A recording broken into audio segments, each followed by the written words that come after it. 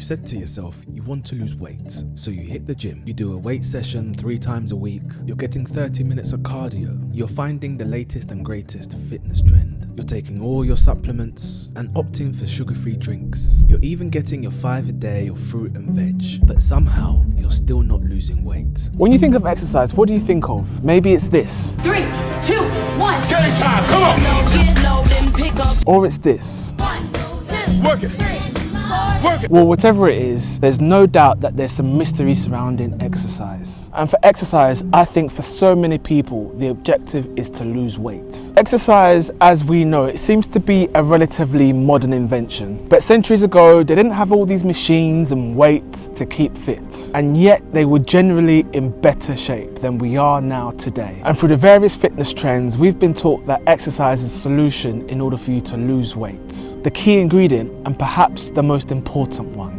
Exercise and weight loss are synonymous with each other. Well, this might be hard to hear, but exercise won't actually make you lose weight. Most of us have a grasp of the basic concept that the calories that we consume through food gives us energy that is expanded through activity, and any calories that you don't burn get stored as fat. I've even seen someone that you regularly see in the gym, and month after month they just stay the same. Even after years, they relatively look the same. And I've seen this a few times, which begs the question, something else is at play here. So I think it's important to understand how our bodies consume energy. And there are actually 3 ways in which your body burns energy. First, there's your basal metabolic rate. This expenditure is while you're resting. This is what your body is burning just to keep you functioning. Then there's energy expended through breaking down food. Like fuel in a car, it takes energy to break down more energy, just in a much more efficient way. And lastly, there's expended energy from activity, which accounts for roughly 30% of our total expenditure. Interestingly enough, what burns the most calories is our basal metabolic rate. And this is the thing that we have the least amount of control over. When you exercise, your behavior changes. I know especially if I've done a run,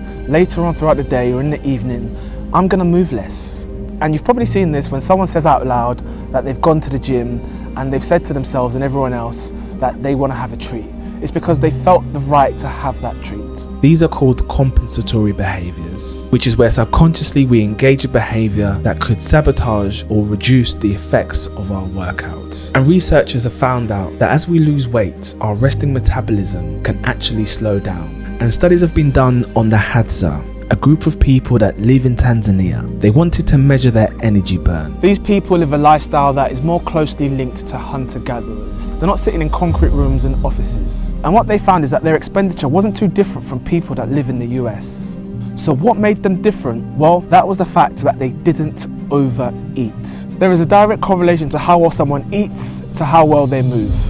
When we move more, we sometimes eat more too, or eat less when we're not exercising as much. People generally overestimate how much energy exercise burns and underestimate how many calories are contained in their food. It takes 1 hour of exercise to burn off this chocolate bar, and 40 minutes of exercise to burn off this pizza, and 30 minutes for this cocktail. I can sweat it out for 1 hour. It could be the hardest workout of my life, and it could be undone in 5 minutes of eating my favorite ice cream. In my view, exercise should be a supplement to a healthy lifestyle. But it doesn't help when the authorities heavily promote exercise as the solution, when in fact it's one part of a solution to a wider problem. And when companies have invested interest to keep you consuming their products, there's definitely a conflict of interest. And since the 1920s, companies have been trying to align themselves as being part of a healthy lifestyle. Well, that's enough for today. Now for a lively lift. Ice cold Coca-Cola. There's no waistline worry with Coke, you know. Actually, this individual-sized bottle has no more calories than half a grapefruit. Cristiano Ronaldo, a famous football player, I'm sure you've heard of him. He was at a press conference and somehow someone had put a bottle of Coca-Cola on his table, and he went viral simply by just moving the can of Coke, and he just said agua, which is Spanish for water. And interestingly enough, after that press conference, stocks and shares of Coca-Cola plummeted. It just goes to show the power and perception of marketing and what we perceive to be healthy. And when companies try to align themselves with healthy eating, the idea is is that you can eat and drink these products as long as you work out. But there is also a key word here, moderation. And as we probably both know, people are notoriously bad at doing that. So here's my take. Reframe how you think about exercise. Exercise shouldn't be the answer to wanting to lose weight. Have you ever looked down when you've been running on a treadmill for 10 minutes and in your head it feels like you've burnt off 500 calories, but in reality it's probably a fifth of that? Exercise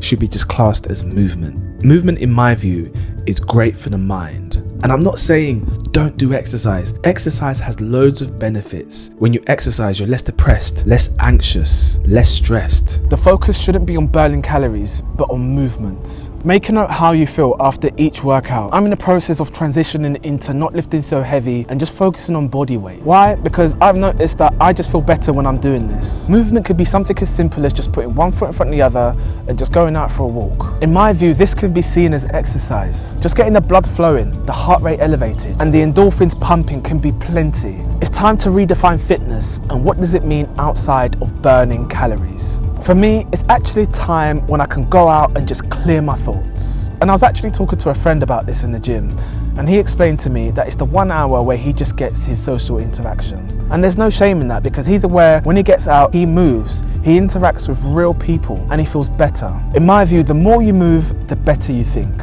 It's easier to regulate your emotions and sleep more deeply, and the happier your body is. Instead of qualifying your workouts by how many calories that you've burnt, focus on how you felt after. Set yourself performance-based goals for you to work towards that give you a real sense of achievement. Maybe it's running 5K in an hour, or learning how to swim, doing a pull-up, or even a backflip. We are designed to move, and it's meant to feel good. Stop focusing on the calories that you've burnt in your workout. Focus on what makes you feel strong, empowered, and awesome. Anyways guys, that brings me to a close. If you like this video, please smash the like button. Comment below if you have anything to say. And if you want to see more videos like this, please subscribe. I'd really appreciate it. And I'll see you guys in another one. Bye bye.